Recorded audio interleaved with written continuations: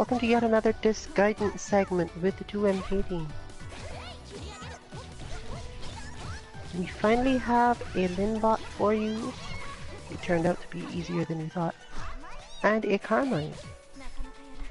Or rather, something close to a Carmine that requires one change and then evolves. But it is definitely usable from the same inputs as Lin and will be considered to be good enough, even though technically everything else we talk about today is going to be more of a demonstration of how the bot works for a specific other purpose. We are definitely going to start by having it work out as the Linbot. However,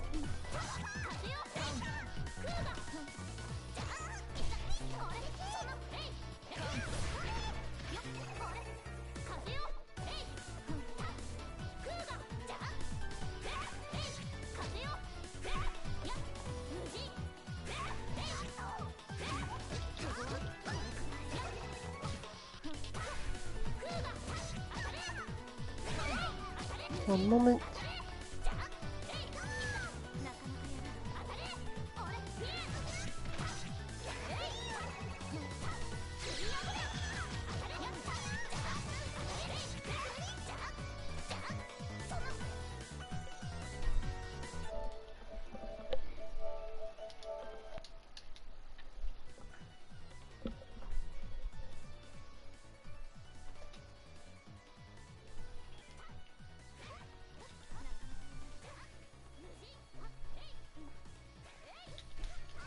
Alright then, so let's get started.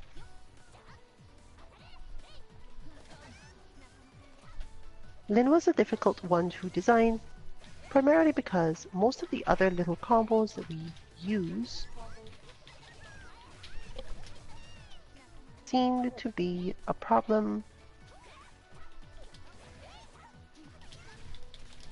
simply because she's not a character that actually uses a lot of these things in those spaces.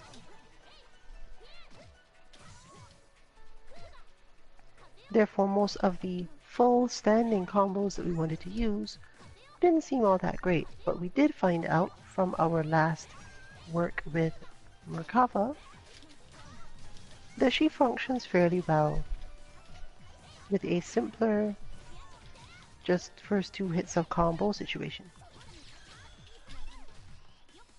But because she is a character that relies so heavily on her 2B,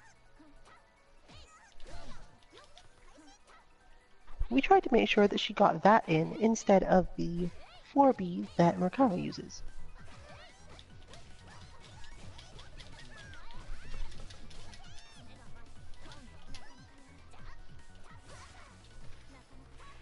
All of the footage we could find and all of the explanation as to how to play the character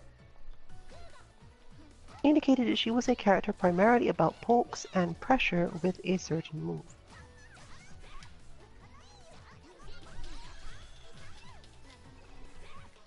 This bot actually has one minor variant, depending on your own perspective on how to fight her and how close she should stick to you.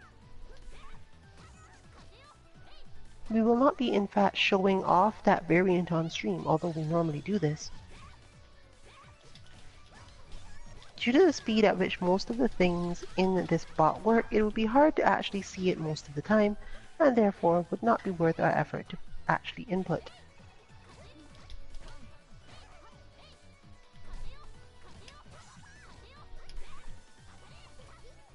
Therefore, we are going back to the focus of what the bot is for.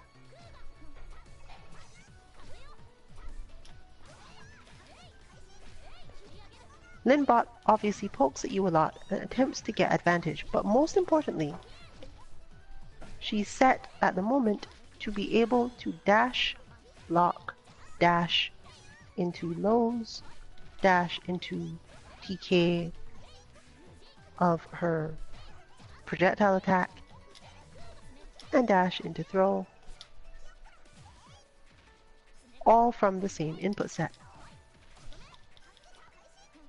meaning that you have to either check her dash, which is relatively easy in most situations, but even still somewhat stressful,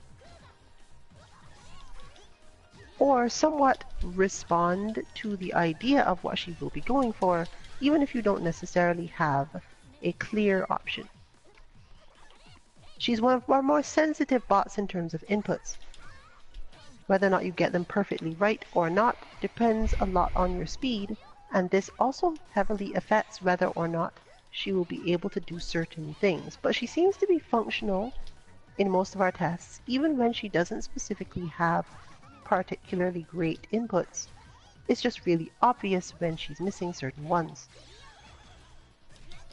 This information will of course be on the page when she's released, and we will in fact not go into it too heavily on stream in total, as it's a little bit clearer why this happens than most bots, and therefore it doesn't need to be input in order to demonstrate it not working perfectly. Which is a good thing, as it is not super difficult to do it, but when you're quite experienced with the game and you know all these little things, it might be a little bit easier. We have gotten experienced enough with putting in bots that we no longer believe that because we find it easy to do, that it generally will be. That said, so far we haven't had a whole lot of problems that couldn't be identified by what's missing, and therefore you could probably just check the information given.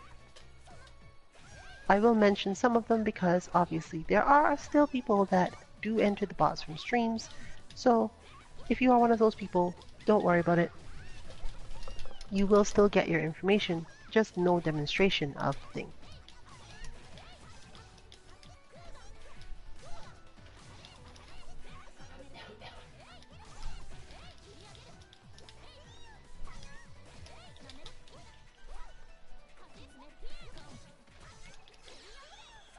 Due to that, however, today we're going to show off Carmine as well. And this is because Carmine is not only affected, he's affected a lot. It's also much harder to tell when Carmine is not working correctly, because the moves he lacks. If you're not familiar with the character, Carmine's fairly hard to understand in terms of what he lacks or has or doesn't have. He also doesn't have certain moves in this form that are easy enough to understand, strictly speaking, anyway. So, if you're not familiar with the character, this explanation may make a little more sense, or at least parts of it will, from having Carmine on screen.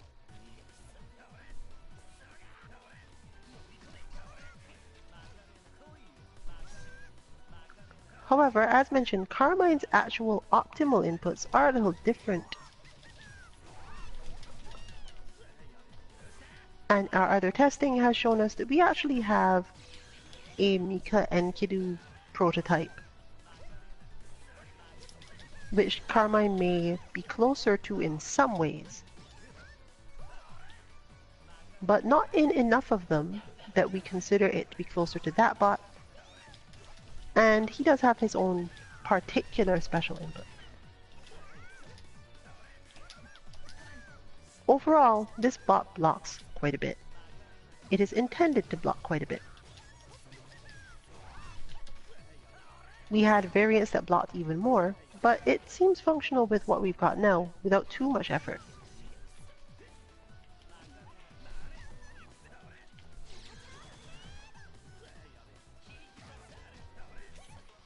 Once again, characters that deal well with hitting you with lows, setting up situations based on those lows, and putting certain types of pressure on you, being misleading and forcing you to defend yourself for relatively long periods of time.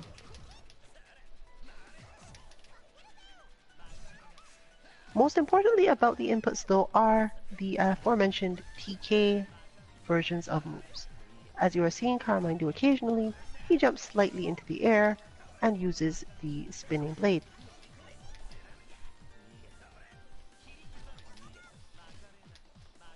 Lynn just leaps into the air and uses her own projectile as well. The main important thing about this is obviously that if you do not input the correct timing for the TK, it will not necessarily do the move. For Lynn, this is not such a big deal. She tends to do like jumping C or something, maybe jump A, and these are not terrible options for the purpose of Linbot in the same spaces, but Carmine really needs that frustrating TK attack style. He also needs to have his DP motion, his 623, but because of the way he flows, it's often difficult to tell if he has it. The situations under which these work or appear are a little bit different, meaning that quite often it's easier to see whether or not this is working on Lynn, even though technically she should only ever do her own DP attack to let you know that it is working.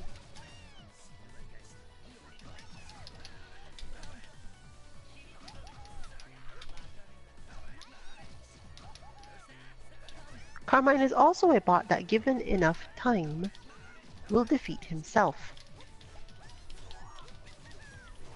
So some of the inputs we wanted to give him, it was always a question of how much can we have him afford to use these moves in the first place, given that it mostly tends to cause him to have losses of health whenever he does use them.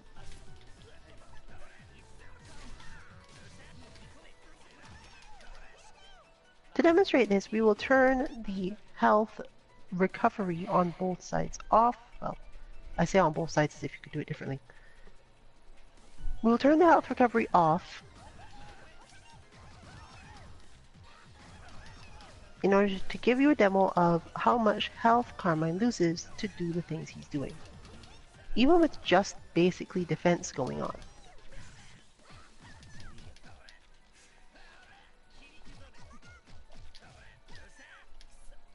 This is the build of the bot we have managed with good,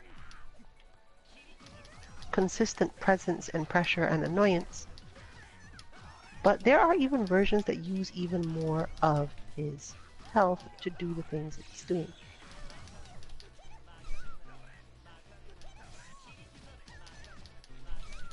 This is, however, a functionally valid way to fight him, at least to some extent.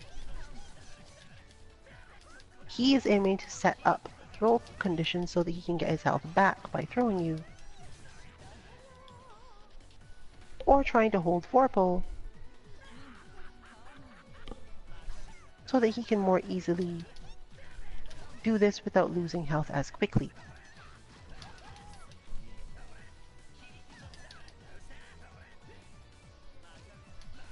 Therefore, it's very important that you learn to shield all of Carmine's attacks.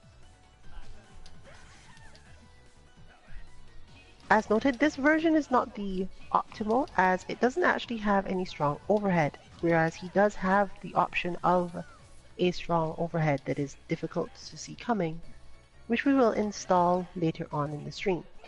But most of the pressure you're seeing will not change because the input that is used for that honestly just makes him go into the air more.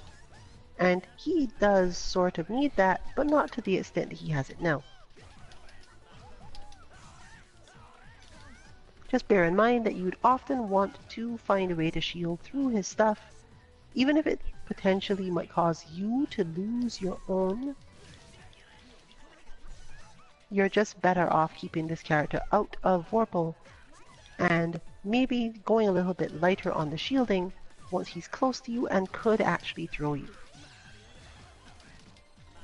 Especially since if you get your gauge broken, obviously Vorpal goes to Carmine and he spends a lot less health to do all of this.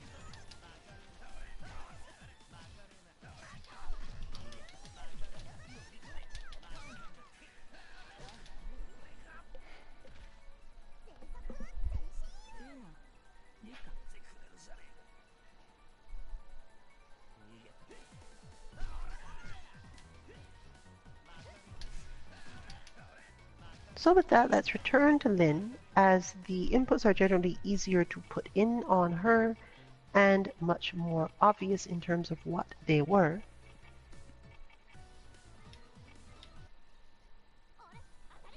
and we'll take a look at them one by one as always.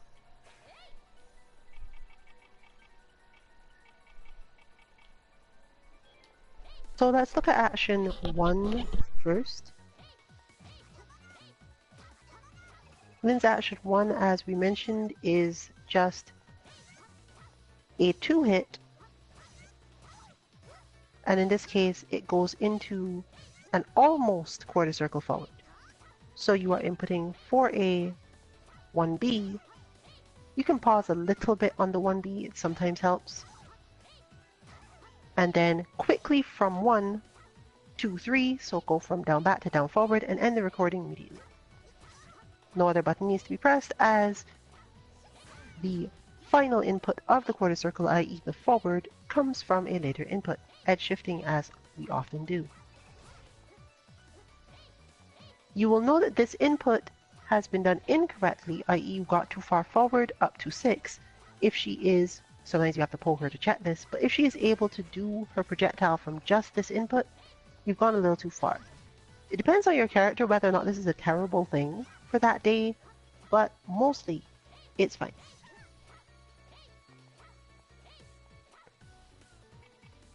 It just means that you end up dealing with more of the projectiles than anything else, and some of the other parts of it would be a little more frustrating. For slot 2, it is also a relatively simple input. A 2B followed by a quarter circle forward. You can try from 1B as well if it's a little easier. But your quarter circle forward must go all the way to up and end. You do not hit the last button, but obviously when it replays into itself, it will go into the air, and because it has done the TK motion,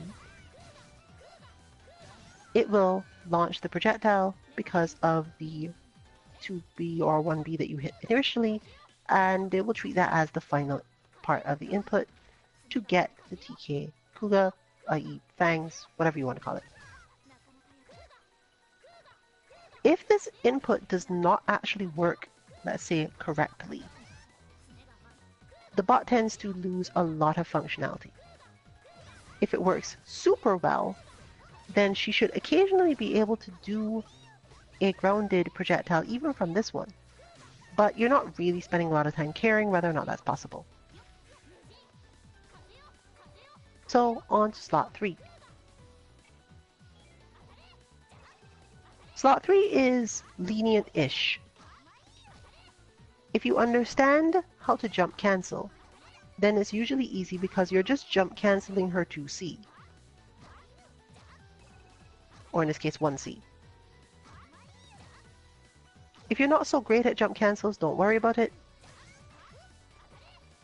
But the important thing is to hit with this 2C when you are doing the recording, jump cancel it with 9, and then hit 1, which is optional but helps a little bit, 1 and end the recording. If you want to first learn the timing for how to jump cancel with Lin, remember to do it on the other side, i.e. choose Lin versus Lin, as you may get caught up in it and cause the recordings to overwrite. This is an issue we have found in this game, that if you have long enough recordings, they can overwrite or mess with others.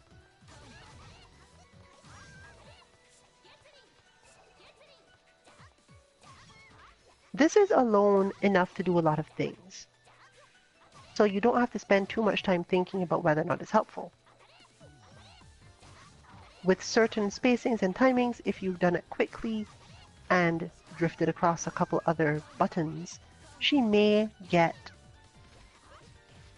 one of her DP style motions, especially if you used the 1C. So therefore we sort of recommend it. But if you find that 1C is difficult to prevent yourself from getting this as an actual DP style attack, you might want to be careful with it. Overall though, a fairly simple input. This is the one we will be replacing in order to set up Carmine, as he doesn't really benefit from this. He does have a good 1C, 2C, but the jump cancelling part does not suit him, so there are two different ways to do that. If this input is fairly good, you're fine. If it is poor, the usual result is that you have a bunch of weird moves that happen at the wrong timings, or that she spends a lot of time jumping and doing nothing because she does not have the correct timing, meaning that she tends to jump too high into the air before doing anything. The fact that she does this here is not actually a problem. It's more so specifically after the 2C that you care how high she jumps before hitting something else. Onward then to Action 4.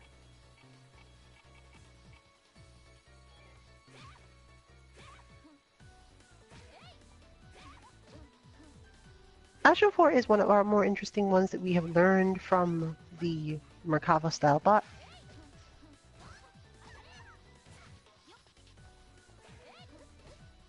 Specifically that she can do assault into B plus C and things work out fairly well, especially if you use one B plus C very quickly after the 6D assault command, which will in normal situations end up causing her to do an assault into instant dive kick. You can, however, leave off this if for some reason you felt it was not going to work correctly and do 4 B plus C instead, which results in her doing another jumping or assault C. And she has a couple other variants that you could try to throw in yourself. The important thing to think about here is the 6D, and it helps if you work the force function of the bot in somewhere. If you would like to, for example, do C and then put the BC after that, it will also work. You can experiment at least a little bit with this. However, do note that because of the way 6D works, there is a timing, a possibility, where she will not in fact do the dive kick after this move. It's a very small possibility, but if you are slow with ending the recording after hitting the B plus C in the air, because she will be in the air when you do this recording, then it drastically shifts whether or not she always does the dive kick.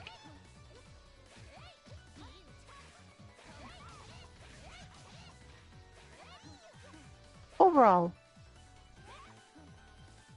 this is a simple input that is mostly for the purposes of helping out with particular things.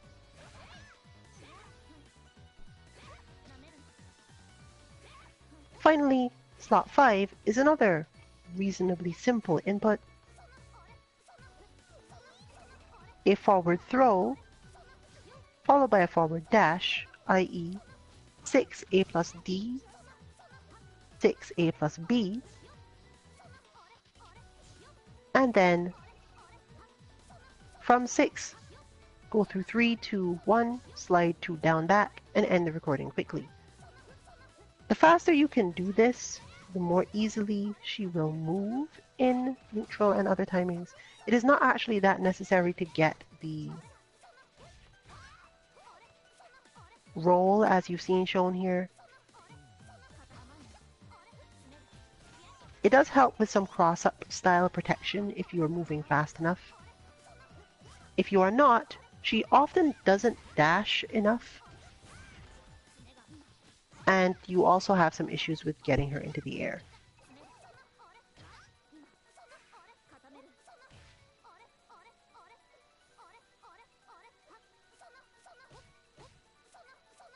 So, we'll now be going into other uses for the bot before we go into the point system.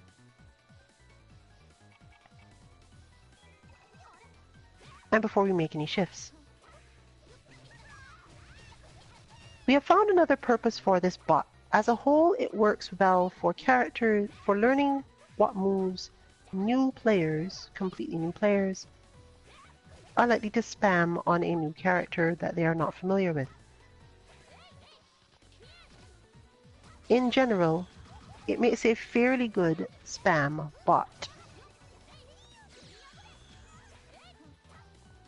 This does not work for every character, but we'll quickly review the ones where it was really helpful, so that you can know, as usual, if you want to use this to get a little bit of extra matchup practice on something or someone, or if you just fought a certain character in ranked while fighting Linbot and you realize, wait, I don't know how to fight this character. This will let you know whether or not that character can be just swapped in and maybe give you a quick burst of experience, especially if you're getting started. We're going to be using Yuzuriha for this show off of this first, as she is suitably spammy when this bot is used, and with the more perfect inputs of it, she's super strange.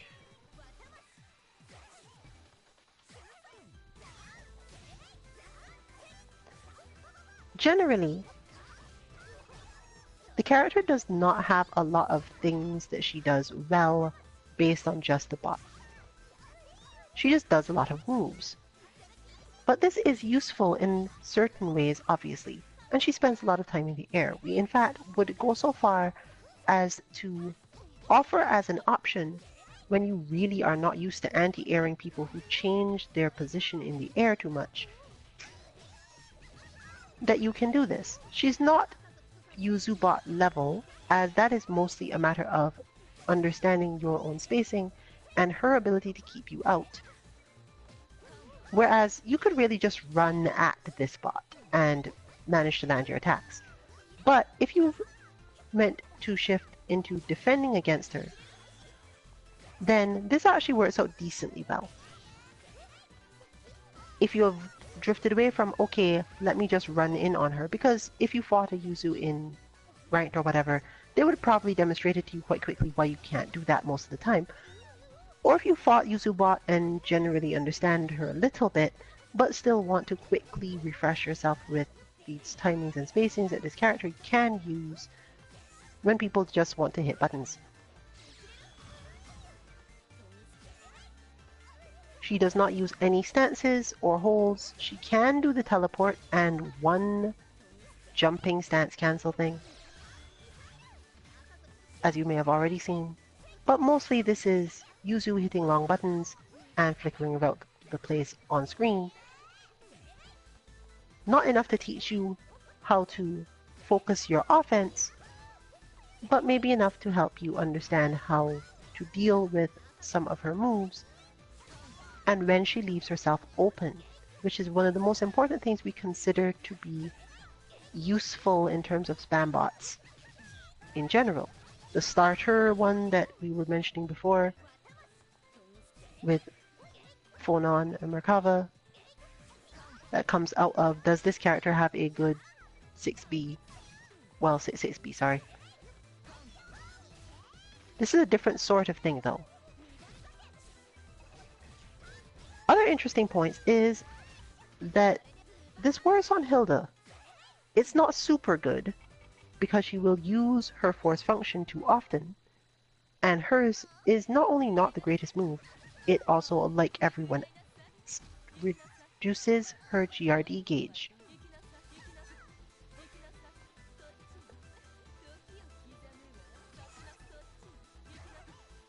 If you mess with certain things, she will do this less, but it will also still help, as she can, when input absolutely perfectly, she will have her teleport.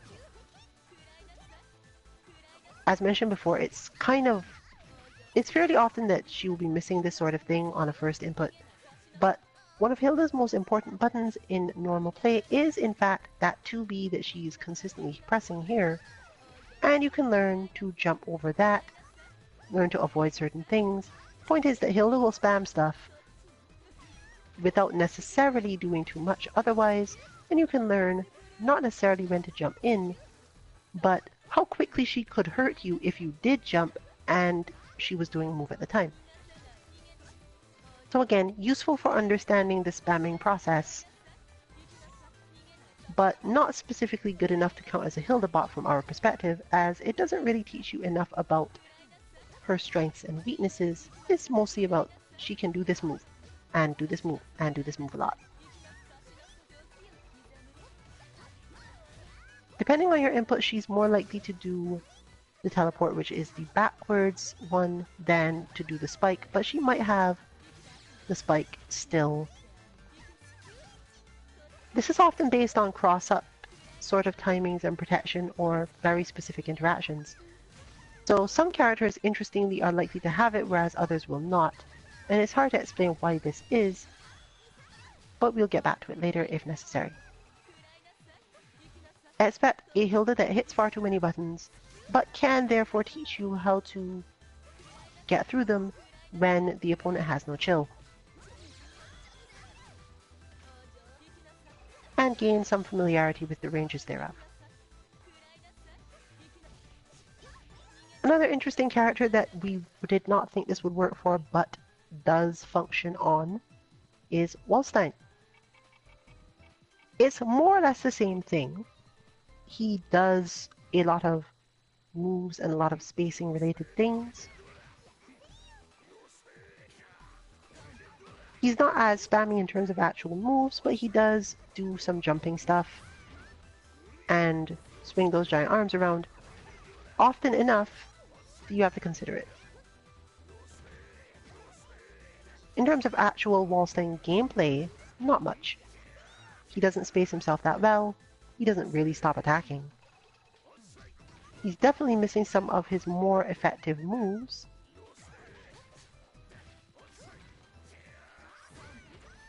But there is something to be said for him managing anything at all, as you'd expect him to be completely useless given his game plan and style of movement. On the other hand, we have some characters who we expected to be at least competent with this spam bot that do not work at all. We will not go through the ones that you generally expect don't work. It doesn't work on Fatista as you'd expect because she uses charge moves. It doesn't work that well on Byakuya, partially because it does not have an innate DP motion, and partially because it just uses too much of certain movement style things that cause him to be less tricky. In fact, basically all it does for Byakuya is turn him into a jumping spider, which is a lot less effective than you'd think. However, we expected a little bit more out of Eltnum, so we'll show that off to demonstrate why we don't really feel that this works. Even with this type of the input, which is basically perfect down to the last frame, more or less, Eltnum's behavior is both lacking the main thing she needs to do to be functional, and frustratingly close to something that should work, but whose rhythm is so bad as a result of the missing piece that it just doesn't. We expect this to become the base of an Eltnum bot though, so you can look forward to it. We suggest, for example, trying to change it so that the 2B in Action 1 or the 1B in Action 1 ends up being more of a down-down sort of thing, maybe. She's a character that has a fair amount of DP stuff that should be helping, but that 2B that she's using doesn't really have a purpose right now, and would be better if there was gunshots involved. She can still shoot for various convoluted reasons that have to do with option selecty stuff. But because she also has the air throw, her timing is a little off in some other ways as well. So she is almost workable. We wouldn't say absolutely don't do this, but the hard thing to explain is you have to input this super well for her to be even this functional. And I'm sure that any Eltnum player worth their salt could tell you why this bot is not necessarily going to teach you too much. Therefore, if you've had a spectacular day in terms of inputs, you can maybe put this over to Eltnum if you face one and use it to make sure that you've got things going on. But Other than that, especially if you want to be able to go back to training with Lynn or Carmine, our advice is don't do this to yourself, because this is as good as she gets with this input type.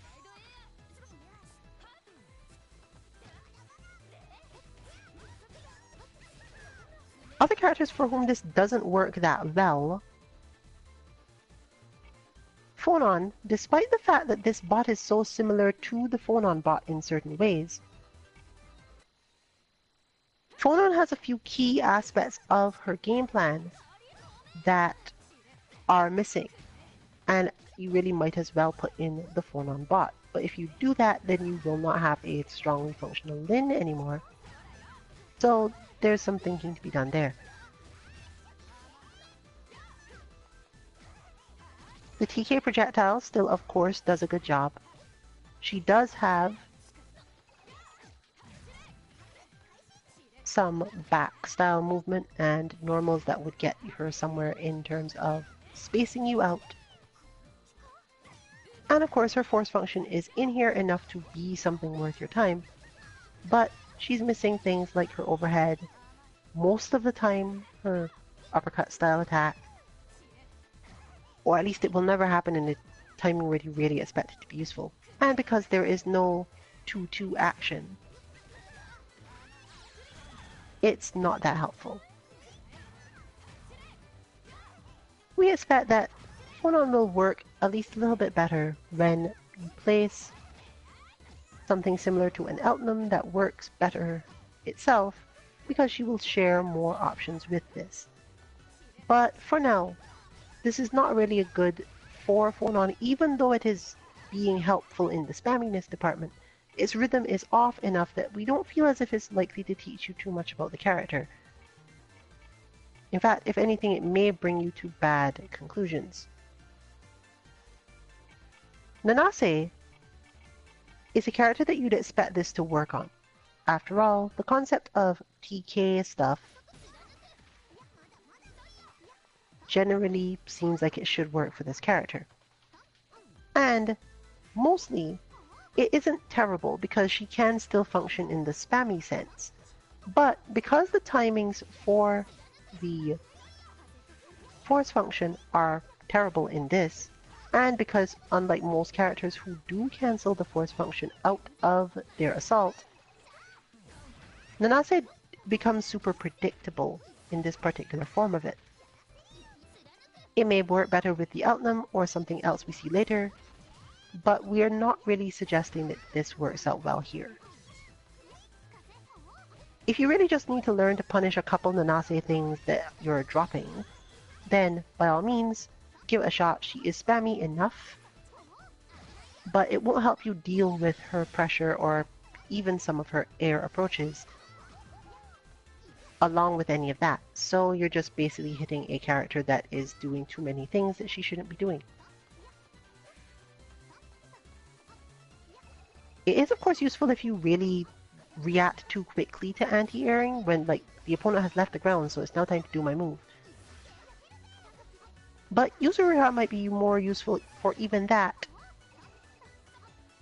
Therefore, it's hard to say, this is great, go for it.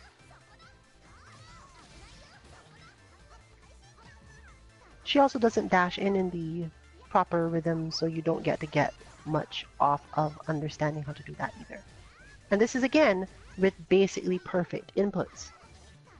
So she actually has all of her moves in the correct timing and rhythm. She actually has a jumping timing that's fine, as well as occasionally has her DP style attack, which fixes the rhythm even further. But she can be lacking these things on a less optimal day, making her even less functional for this purpose, so we just don't suggest it.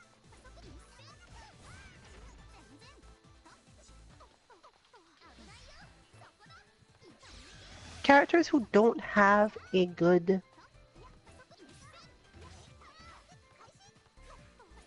dashing setup also don't generally work well. So Merkava doesn't either, and we're not even going to look at him.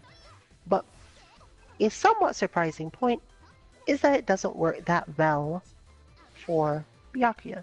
sorry, for Hyde in this case. Byaka was mentioned already. Hyde does not work well on this, mainly because the bot as input now works as a poking bot on a character who is intended to do this by pokes. Normally, somewhere in the system of a character, they will have enough moves that move them forward or otherwise shift things to not be super predictable. And either their specials will change their rhythm or those normals will shift their spacing. Hyde does neither of these things. He shifts his spacing by doing specials, which is precisely the opposite of what you'd want here. They're easy to see coming, usually easy to guard, and you're generally confident that as long as you see him just whiffing normals, he's not going to do anything complicated. Making it not so great overall. We would not suggest using this, especially since you have quite a few other bots where we've already seen that Hyde is fairly functional and just different. You could like explore different styles of Hyde. But at least to us, this doesn't really look like a style of Hyde. It more so just looks like a random less than CPU sticking out attacks for no reason.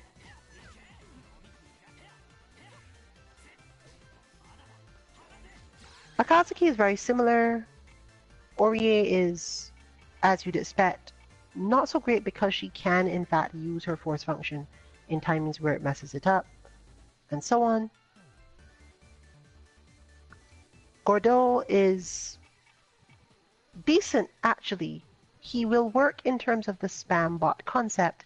His main flaw is that he doesn't do any cool Gordeau things, so there's not much to learn there either. We'll take a look at him briefly while I explain the remainder of the situation. So Gordeau doesn't have all of his moves. He does cover most of the same spaces, especially when input really well, but you don't get to see much for his overhead. The fact that he does have some moves that work regardless of which part of the thing you're pressing helps a lot. And if you try to cross him up, certain useful things happen. But overall, the main thing that makes Gordeau functional is the fact that he just has huge range to begin with, and spamming buttons when you have a huge range character isn't always bad. You just tend to hit people who want to move before they should be allowed to.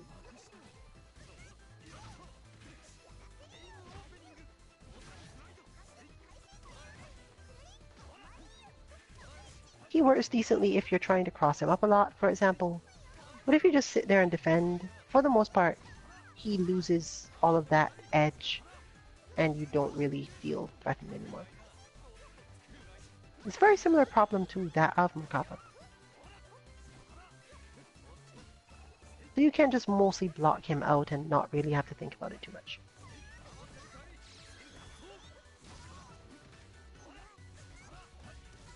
As usual, we will also not look at Enkidu because Enkidu is just not a good enough character in the UNIST sense by most standards that any of the bots will do it. Today's discussion was actually that Enkidu is a bot like a KOF character that someone stuck into this game, meaning that a lot of the inputs that you'd use for him don't work well. What we have learned, however, is that Mika, while not necessarily being a KOF style character, is also kind of breaking the rules of UNIST, so it turns out that the two of them have very similar inputs and most likely, as mentioned, will be what you see next week. With all that said, therefore, let's do a switch. It's time to put Kansuki Dynasty on the controls. Any bots not mentioned before now, assume they do work with this input as the spam bot, so Wagner, etc. We did cover most of them though, so you should be able to figure that out, reference it, make a list as needed.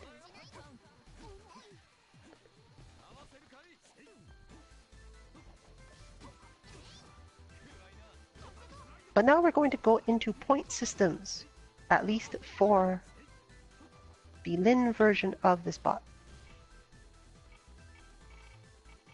The Carmine version has prototype point systems, and they will probably be perfected by the time we release them. I will give these as well, but note that those ones may change, whereas these ones are likely to be solid and released as is.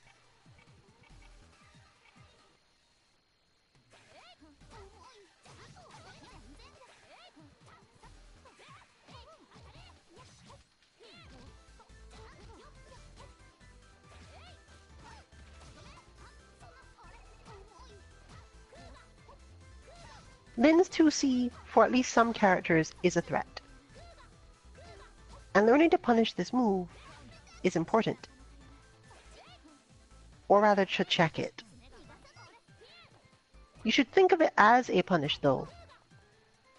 The important thing about this move is that if Lin is quite close when she hits it, as long as she has not hit a bunch of other things, to get there she just hits this button right away.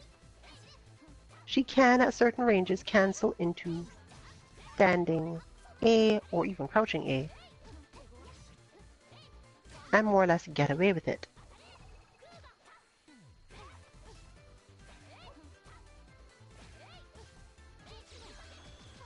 This is actually fine, as the bot does actually have this capacity built into it. If you have managed to do the jump cancel at the right timing. She does not generally jump cancel on block. So if she does force you to block her 2C from the right range, she can cancel into stand A and basically mean that you cannot punish her. Her 2C is like standard quote-unquote fighting game style, in this case -12. So you do have quite a long time to punish it. You shouldn't have to worry about, is this one of those safe lows that I keep on hearing about in this game. She's very much not that. But you do have to worry about that moment. She also can hit this move from really, really far away.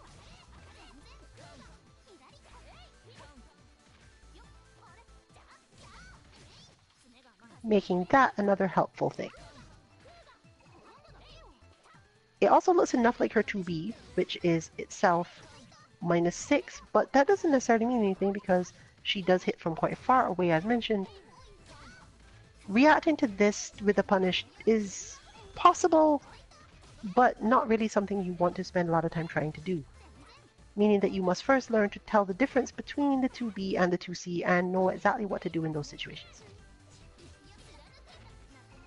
That is the first point. Basically, punish her 2C, and this will probably get you in mind to block low. This will also help you learn things relative to the next point. Lin's dive kick is good for cross-ups, but is not an overhead. This is super important to learn very quickly. The move can be guarded both standing and crouching. However, if you are crouching, the opponent can do certain things. They can shift around her movement, they can cross you up with it more easily. And for most of us who have strong defensive reactions against this sort of thing, it's often going to cause the standing anyway, which has some other uses. This move is actually only -3, but obviously she has no advantages and can be checked, and is also right in front of you, so she cannot trick you into anything with it, other than presumably like invincible moves, which we did not really give the bot many of, if any. Some days it will have like one. Therefore, the point is, when you do get this situation and that dive kick has happened, you blocked it, check this move with one of your quick normals. Since you don't have to block it standing, it's fairly easy to get this point and fairly easy to keep your focus regarding it. The main thing you have to worry about actually is that she has other weird things she can do from it. But most importantly, the thing it causes is for you to look for that whenever you see her go into the air. And this is a bad habit to get into because it has a lot of problems in terms of where you have to see your moves and whether or not she crosses you up, of course. But in general, Lin gets to use this move, which is functionally safe. Note that the bot will in fact block after this move, and often enough that you just don't get to punish her.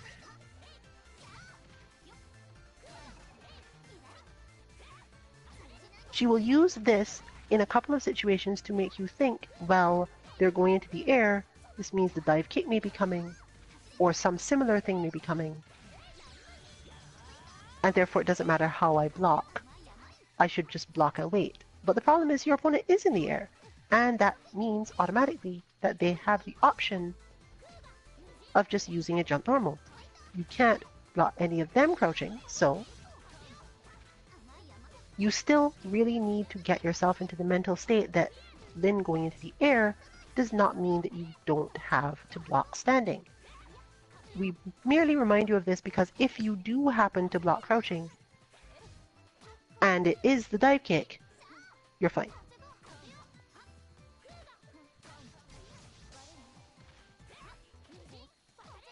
While there is no specific point at the moment for anti-airing her in the standard easy jump in front of you sense,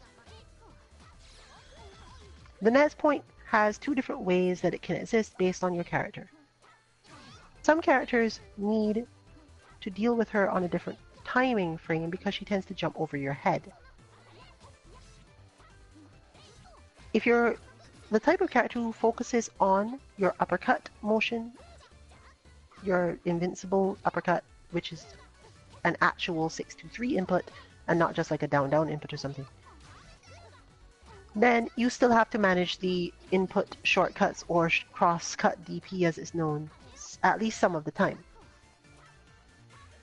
And she has a lot of trickery to make it feel like she went over your head when she doesn't actually go there, including the same dive kick. Depending on what your character's inputs are, therefore, if you find this difficult, this is the thing to practice. If you don't find this at all difficult, or you don't have to worry because your jump back air to airs or some similar thing works well, you may not want to use this point type. If you tend to use your 3C to anti-air, you definitely want to use this point type. Your other option, of course, if you have a character who doesn't do any of this, doesn't even tend to anti-air in that situation and just blocks, is to refocus yourself such that, as these often have flashier moves, faster moves, or in many cases better block strings, pay more attention to when Lin actually does block your counterattack, your check on the dive kick. It's quite often easy to get into just the habit of quickly punishing or blocking correctly and then quickly punishing because you know she's going to hit a normal. You know that your own normals are long, and even if she did go over your head, you can quickly hit like stand A or something and actually hit her, whereas some characters cannot. If you have that character type, make sure that you spend a lot of time thinking about and paying attention to whether or not Lin blocked. And in fact, you can give yourself the point for making sure that you did not go into your special or did not finish your combo. It's basically a hit confirm. The easier way to count this is just, did I stop in time? The correct way to count this is, did I finish the combo if I did hit her, and stop myself if I didn't? The precise way that you count this is probably up to you, but obviously you should not use a way that leads to you getting too many points. This is one of the point systems that works fairly well regardless of whether or not the bot is put in perfectly, because she does tend to do the dive kick a lot even if you don't do it correctly, and you generally don't have to worry so much about it. So treat it as a hit confirm challenge. She will often whiff in front of you or whiff near you, and if you have a long standing normal or long crouching normal but confirmable character, you know you're just gonna hit this button and go into a block string. Verify that you actually didn't get blocked, and therefore that you shouldn't finish your combo. This is sort of for advanced players as well, more so than beginners, but it's still worth thinking about even if you're not really spending a lot of time on it. If you are a beginner, most likely, no matter what character you're playing, you probably wanted to try to anti-air.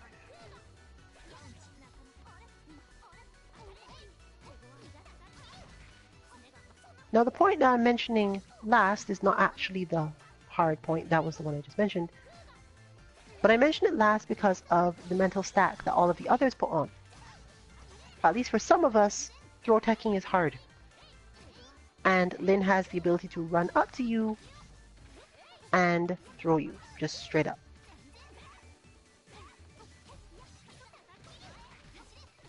She also has a lot of other mini setups that will make you want to block for longer and set her up for this. But most of these result in you being in block stun when she goes for the throw, meaning that the throw flashes gold, becomes easier to tech, and so on.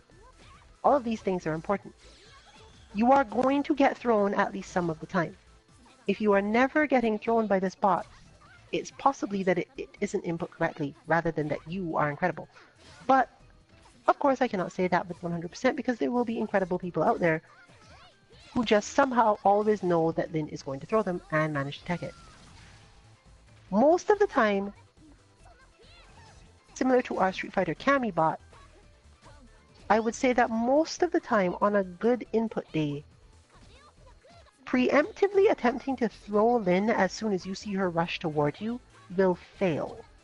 In fact, I will have Kansuki Dynasty attempt to demonstrate this. For the most part, it will only work if she actually just dash up block. And even then, sometimes, because of the rhythm she uses, this might be a little difficult to pull off. She goes into the air enough, she goes for her own stuff enough, that if you are attempting to react to her throw, so to her dash with a throw, she's often going to jump over your head at the last minute or do PK something or just hit you with a low because you weren't quite fast enough.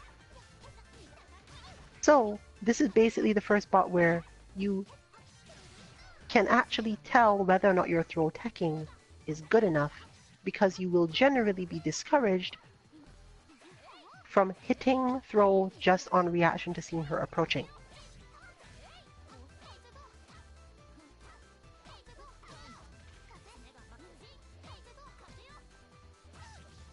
It is possible for this to not work out if your input for action 5 was too slow. If you find that you're able to throw her most of the time on her dash up, and she didn't either go for throw herself or mess with you in some way, please double check the speed of that input. It can be done extremely fast, unlike some of the others where you might have to delay a little bit to get them to work. If your action 5 does not seem to be working correctly, chances are you could just do it faster and it would be fine.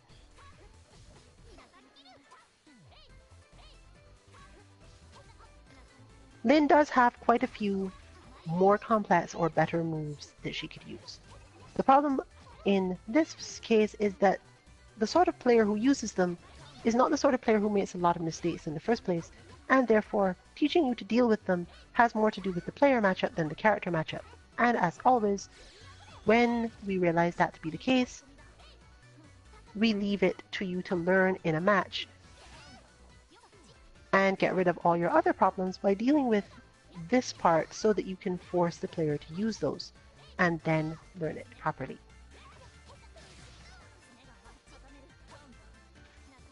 So that covers Lin's point system, and we will therefore be switching to Carmine. We will not switch Carmine's input just yet, as it's important to show a specific aspect of his game plan with a little bit more clarity so that one can then talk about it.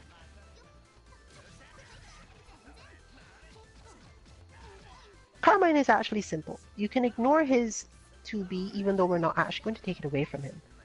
It's not an important part of the matchup. The important part of the matchup for this bot is recognizing that Carmine's neutral is stronger than you're seeing here. And we're not installing the correct strong neutral just yet because you have to pay attention at first to the rest of it so that you can understand how to get points overall. Carmine's neutral can be so oppressive that if we installed it immediately, it would be difficult to actually explain what to do. So right now, he's mostly staying out of the way, dissolve puddles are being put down, and your general goal is not to stand on them.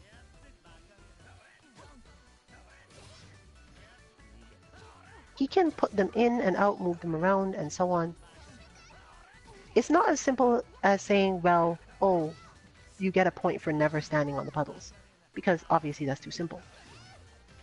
But your goal is actually to get Carmine away from the puddles as well, as you're going to have trouble doing damage to him otherwise. When Carmine moves the puddles toward you, they can be moved through an attack, and that means you're not able to advance while he's moving them. However, if you have managed to get away from them, it often becomes possible to reposition yourself when you think he's going to make that attack. Obviously, also, when he manages to get a knockdown, he will reposition them, but when you manage to get a knockdown, usually by anti-airing in this case, if he doesn't have any puddles out yet, good for you. If he does, things shift a little bit. But of course, maneuvering through all of this is the entire point of the question.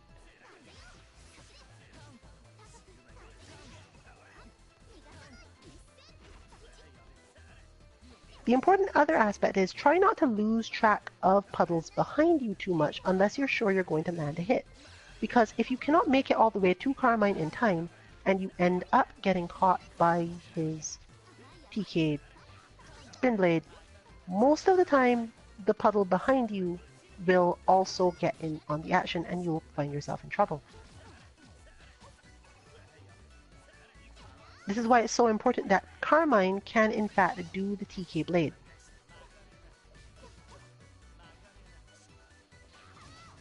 Therefore, the idea for the point system. When Carmine is far away from you, and you want to advance on him, commit to it. The fact that you can stay and block midway is not usually helpful, but you often, for many characters, must go airborne in order to get this done in the first place. Meaning that you have to jump first and then assault, similar to Hilda. Not only must you do this, you must do this and react to where Carmine is during your jump so that you know whether or not you should assault. Again, similar to Hilda. It helps if you have good cross-ups. He covers a lot of the same mental spaces as Hilda Bot. And you should keep that in mind, with the primary change being where are those puddles and how much danger am I in as a result of them. He's a set play character primarily. He doesn't have great defense. He's basically if Hilda were not a zoner, but rather trying to make sure that he got Oki and set you up for a bunch of things. Therefore, your aim should generally be, even if it's slightly risky to take the hit, make sure you only take certain types of hits. The point can therefore be considered simply to be, once there is a puddle out, especially if it's behind you,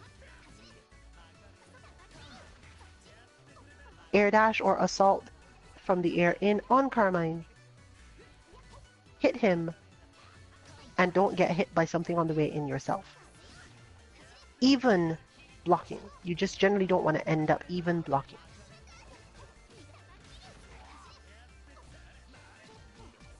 If you have an air projectile, this is actually not as helpful, which is why they are not functional for this point type. Even for Nanase, generally, you can't just use that move when you want because Carmine can get out of the way of it quite easily, and if you do it wrong or from the wrong height, he has a lot of options and they really hurt.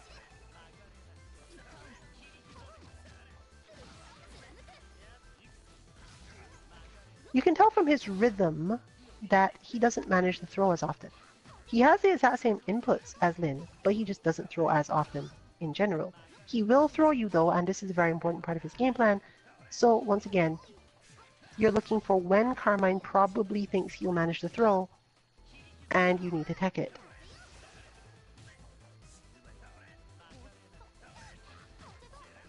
Whether or not you can always tech it is a different question, as he does have a command grab, and that is only techable if you are in a certain type of block stun.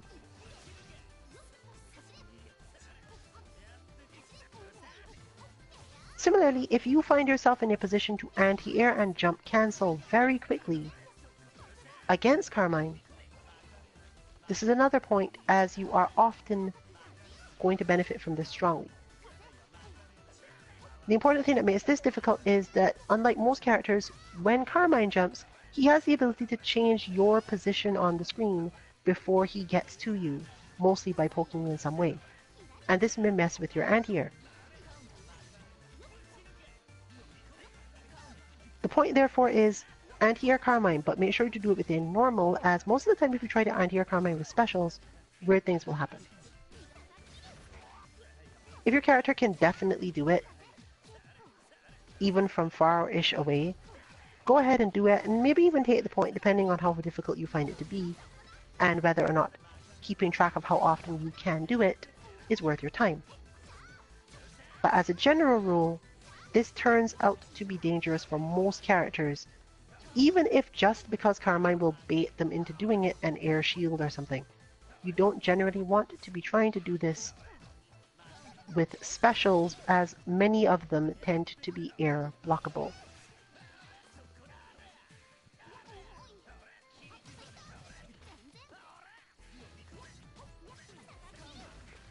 However, you can take the point if you use your EX, your C version of your move, an invincible move, to do it, because at that point you've used enough meter. Now, while meter is not exactly at a premium in this matchup, you don't tend to need it for a lot of other things. That's actually why you can take the point, because remembering, you know what, I should just use my meter to get out of this situation, is a valid way to think about it. Set play characters are all about figuring out the exact moment where you can get them open or get out of your bad situation. And if you're confident in it, you should probably take the chance, as the worst that will usually happen is that if you're wrong, you will just get put back into the same set play that you were going to get hit by anyway. So take your chances sometimes. Now, in order to demonstrate the remaining points, it's technically the same as Lin, where there's slight differences. So far, I will note that we have teching his throw, getting in on him with air assault, and anti-airing him from particular situations because he can change your position, and therefore moving around quickly to hit him, hopefully get a combo, get away from the puddles, and get him away from them as well. If you find yourself pushing him into the puddles with your combo, change your combo. That is another form of optimization of this matchup. He does have some invincible options, and the more puddles near him at the time, the bigger the problem.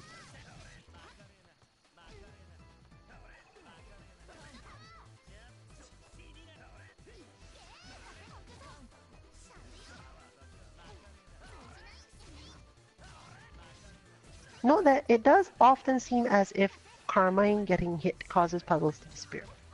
Strictly speaking, don't think about it that way.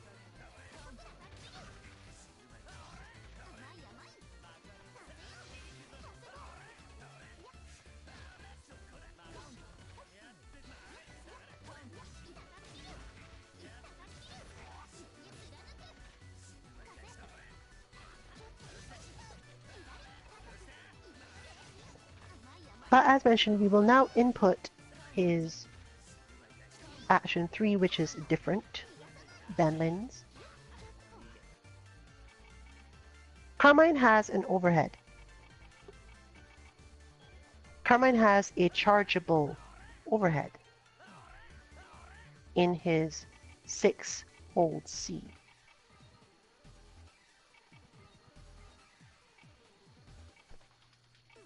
This is a big backhand swipe. It has huge startup. But it also has a shorter version, i.e. normal 6C. But the main thing to consider is he has a ton of range and he has a bunch of other things going on, making you think about it. And of course, he has enough other good lows to be an issue. So, in order to maximize this,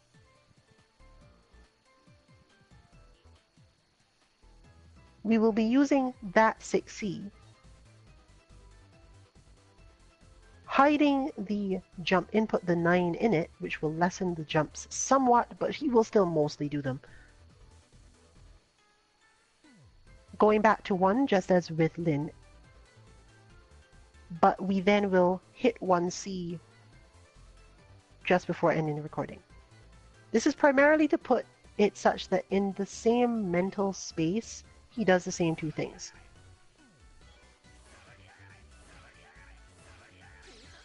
It takes about 20 frames for him to get particularly started up in the first place, so this isn't the easiest of inputs to do. But once you've got it, you'll pretty much know you've got it.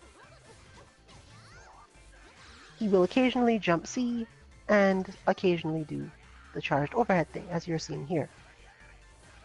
So this looks fine to me, and therefore let's continue back into explaining why this is important.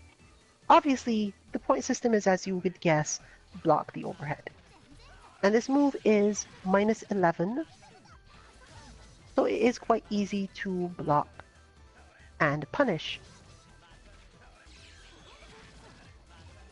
However, he can Gatling this into the same 2C, 1C that we mentioned before, meaning that you not only have to block it and recognize this is happening, your goal is more so to think of this as a thing that can become a 2C, which is -15 and just as punishable, if not worse, rather than as, oh, I need to punish this overhead. And this, of course, changes Carmine's neutral game, as we mentioned prior. Also, the reason why the 2B didn't ever get taken out is because now it's much more likely that your mindset will be on, oh, I probably shouldn't block crouching as much. Or you'll want to move in on him, and the 2B is a good check for that, whereas dash block works well on everything else, but his 2B is only -2, so he's actually got a good option for just checking you outright.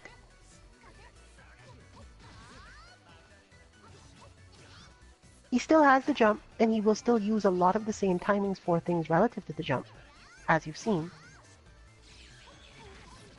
Meaning that you still have to worry about the same sorts of things, and since he should still have his TK and all of the same options overall, you can't be sure what will happen directly. However, the 6C also gives him the grounded version of the EX spinning blade.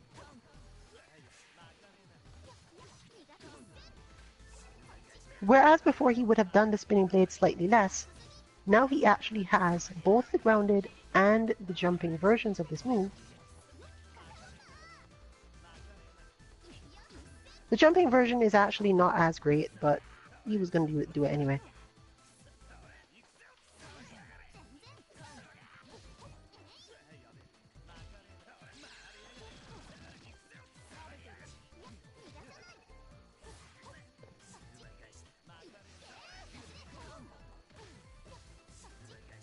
So, obviously you must deal with all of these things at once. Depending on your timing for things, you may not always get him to use the 6C charge into the 2C, and this is partially because as long as he's not just done the 6C off of basically nothing, there's a bunch of buffering that happens in the game that changes whether or not the 2C will happen. So this actually means that most of the time, because he will often be in the jump animation, he mostly won't do the 2C. If you find that he never does it, it actually probably won't even matter. So, which is why we're not bothering to even check it now. But if you really wanted to make sure of it, you could like make sure you got to see the animation start before you actually ended the recording, and that would be fine too. As it's not super important other than to remind you that he can do it, and therefore that you need to think about it when doing certain things.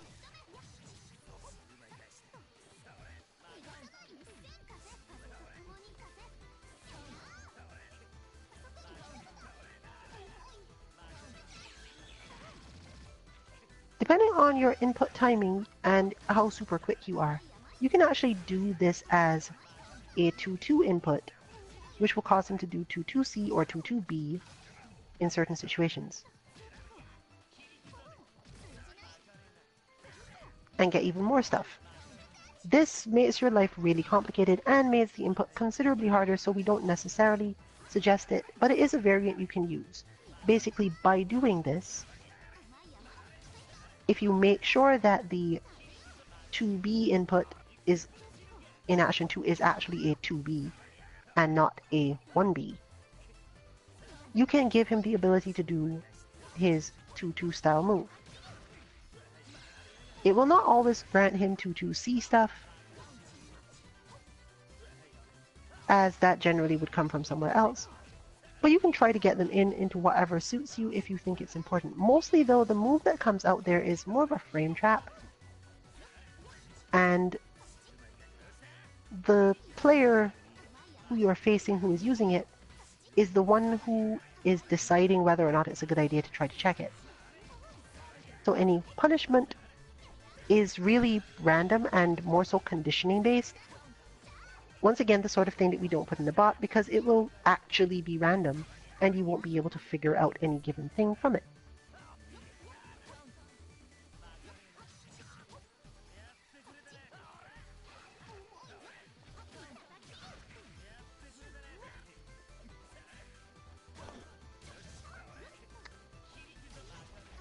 So we will not be going through on this what happens to the other bots because mostly it doesn't do anything for most of them, and this form is still just as usable as the spam bot because most of the time all you've done is change them from doing a crouching C to a charged standing C, and that improves some characters and doesn't improve others. Feel free to check it on any UNIST wiki or information store to find out whether or not a charge C is helpful or useful to the character in question or not, and therefore you'll know if they've got better or worse.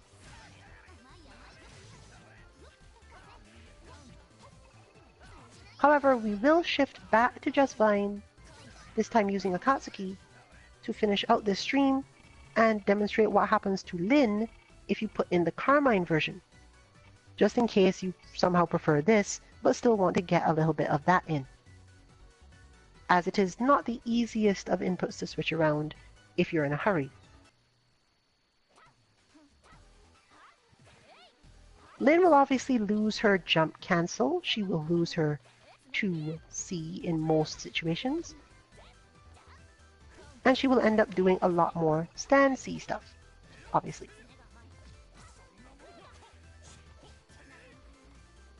Lin's stand C, however, is not terrible. And in fact, you can see from here, because hers doesn't charge, you can in fact see the 2C that actually got in. So she doesn't always lose it simply because her C doesn't charge at all. You still have to deal with it. But it tends to be predictable because it will always come after the same thing. Still, it's in there, so you can't just go with punishing it. Overall, there's not too much change. She is a little bit more capable of doing projectiles and to do the EX one in more situations, but that was basically the only EX move she was using before anyway, and therefore don't expect too much of a negative effect.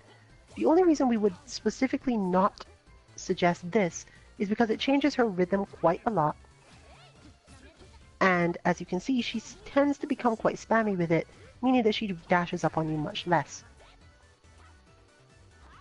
If somehow this suits your purposes, then you probably didn't need to worry about it at all. This is particularly useful if you're the sort of person who finds yourself constantly drawn to not defend, but rather to try to get in on even a bot. You might actually benefit a little bit from doing the Carmine version of the inputs and just leaving it.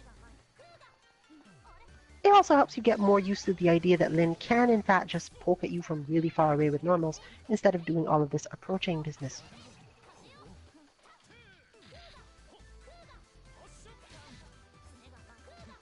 So, your mileage may vary, it may depend on your character. We don't have a lot of specific, suggestions. But if you're the type that feels that you must never stop going in, this might work for you just as well, if not better. This input does not suffer too much if the bot is not having a good day with your inputs. So, don't worry too much about it there either.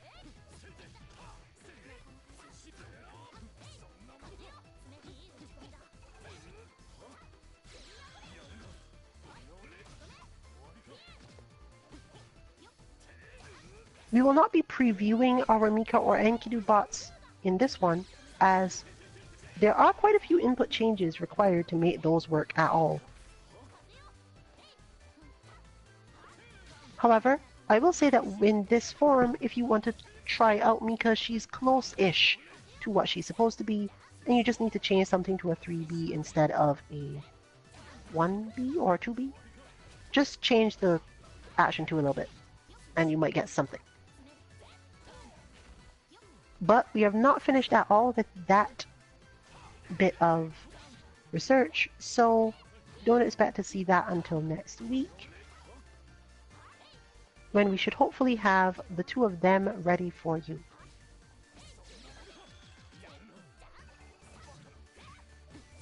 After that, we would obviously have Eltnam, but that would actually not be available on the following weekend of the 26th, as we will be at Northwest Majors.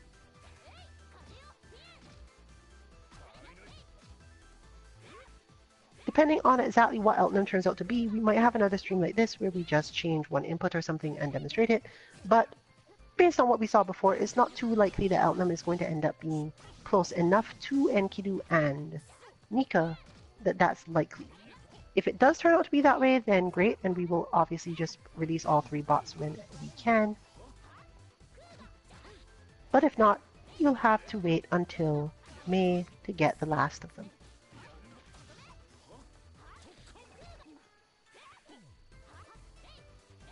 This bot series has been useful and taught us a lot as well about using simple inputs to achieve things in games like this, meaning that we might take another stab at Guilty Gear at some point in the future.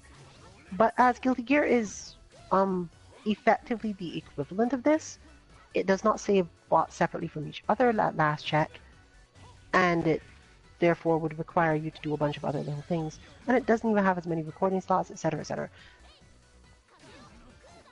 We may make no promises on it, but if you're a Guilty Gear fan, you can look forward to the fact that all our work on UNIST Bots has possibly given us just enough understanding to maybe come up with a couple of things to help you get into that game at a somewhat higher level if you are mostly just a beginner. We don't expect our Guilty Gear bots, if they even exist, to be too much help to anyone who has even gone into intermediate or even reached the level that we play at for the most part. But you'll probably get that information from us, as always, on our Twitter 2_MK_FGC, which will tell you when we are streaming about any number of things. Usually the stream information happens just before the stream itself at around 7 Eastern on any given day. But you can check the tail end of any recent stream that did happen and is in the archives or on our YouTube.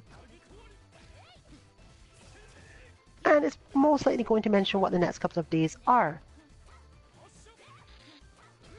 Bots can of course all be found at our website 2-mk.org, and you can expect the release of the 2 bots we have discussed today at around 6 or 7 Eastern on Sunday. Usually tends up to be a little later, but we're fairly far into these and I therefore expect that it'll be a little bit easier to release them.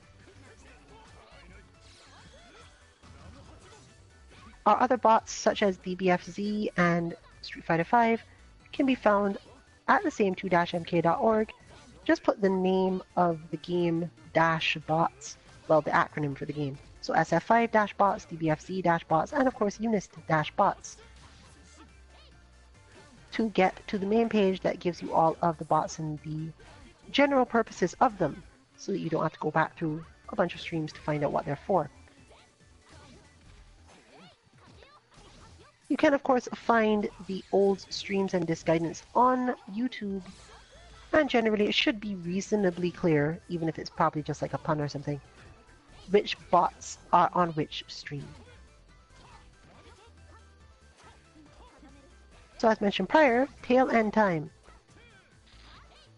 We'll be having, as usual, our Mishmashing Battle Lounge for Street Fighter V next Monday, and we actually expect that unlike this week, we will have a Tuesday stream, another Guilty Gear stream, the Tuesday train. Not so confident in the existence of Wednesday stream. But do note that the Dead or Alive 6 lobby matches are now available and supposedly fixed. So those of you who are interested in that game, note that Core Fighters is also available for free, and individual characters for the game are like $5 US. We have not seen any sign of rotations yet, but I should check on that. Either way, the characters that are available are shifted, so you can probably learn something. Thursday will, as always, be Kame House. This week was technical difficulties that prevented it, not actually that we were not planning to have it. And therefore, which brings us around to next Friday, where we will have another disc guidance with Mika and Enkidu, and hopefully through some miracle out them as well. This has been Rillian for Team 2MK. Good luck with your training this weekend, and good night, everyone.